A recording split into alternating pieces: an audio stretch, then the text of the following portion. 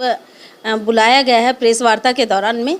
तो इस विषय में हम जानकारी लेंगे कि किस मुद्दों को लेकर यहाँ पर प्रेस वार्ता रखा गया है।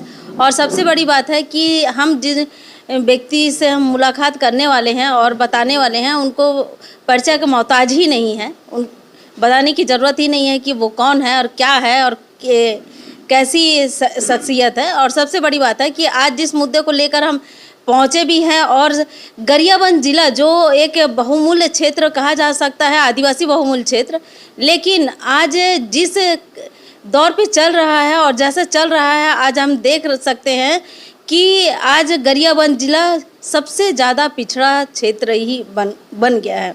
और सबसे बड़ी बात है कि आज गरियाबंद जिला 2012 से अस्तित्व में आने के बावजूद भी आज भी देखिए कि जिला जिस प्रकार से पिछड़ा है और जैसी स्थिति पहले थी वो वैसी स्थिति आज भी है, से आज भी नहीं बदला है। क्योंकि अधिकारी कर्मचारी यहाँ पे पहुँचते हैं, आते हैं और सत्ता बदलता है, लेकिन जो परिस्थिति है आज भी जैसा है पहले भी वैसी थी। तो सबसे पहले तो मैं पंचायत मंत्री जी, और सबसे पहली बात है कि राजिम विधानसभा के पूर्व विधायक जी यहाँ पे मौजूद हैं, उनसे हम बातचीत करते हैं कि आज प्रेस वार्ता का रखने का मतलब क्या था और किस कारण से आज प्रेस वार्ता रखा गया है। जी, आपका नाम क्या है?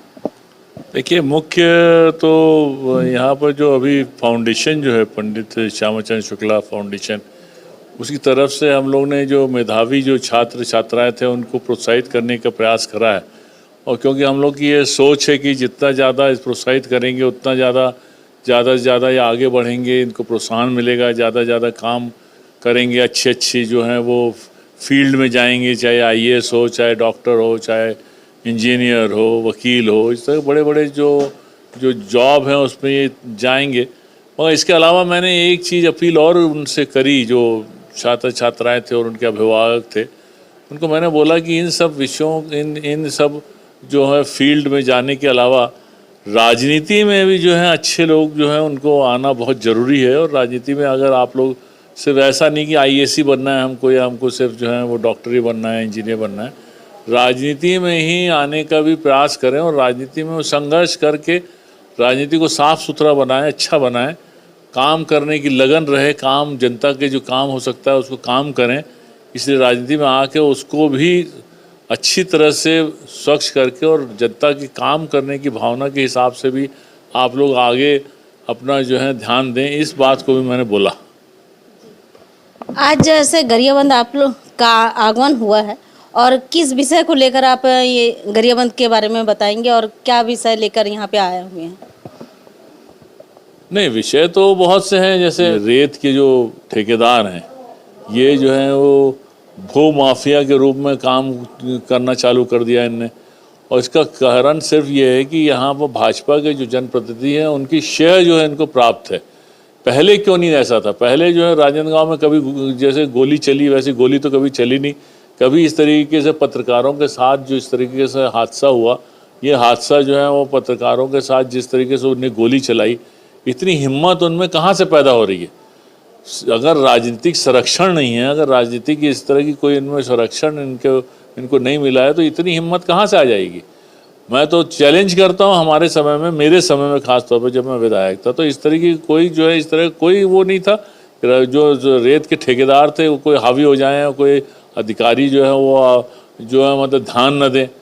अभी तो बिल्कुल जो है वो जंगल राज हो गया है, मतलब कोई पूरा शासन तंत्र जो है वो निरंकुश हो गया है। शासन को कोई चिंता नहीं, शासन तंत्र को कोई चिंता नहीं है। वो गोली चला रहे हैं। क्या आपने उनको अरेस्ट करा? क्या आपने उनके ऊपर FIR करके उनको जेल के अंदर अरेस्ट करके अंदर डाला? खुलेआम उनने गोली चलाई है, क्या कार्रवाई करी आपने? मैं पूछना चाहता हूँ। कुछ कार्रवाई नहीं करी, क्योंकि भ्रष्टाचार में डूबे हुए हैं, आखंड डूबे हुए हैं।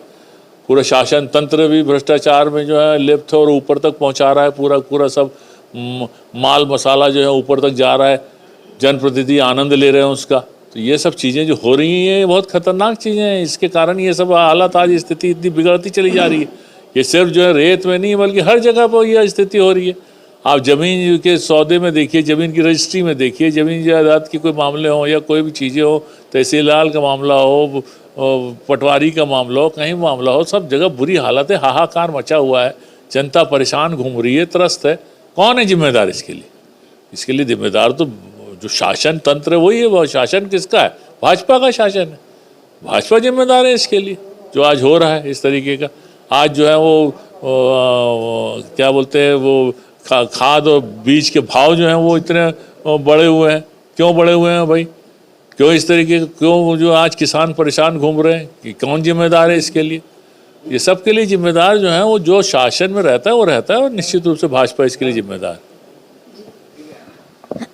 जबकि पत्रकार सुरक्षा कानून आज देखिए कि किस प्रकार से पत्रकारों के साथ में हुआ है और बताया जा रहा है कि इस प्रकार से है। ये बताइए कि पत्रकार सुरक्षा कानून आज भी लागू नहीं है, पत्रकार यहाँ पे सुरक्षित ही नहीं है। जिस प्रकार से अगर हम केवल बोलना चाहिए शासन प्रशासन की खबरें बस चला सकते हैं, लेकिन जो ज़मीनी हकीकत है वो हम नहीं दिखा पा रहे हैं आज गरियाबंद क्षेत्र में। इस विषय में बताइए।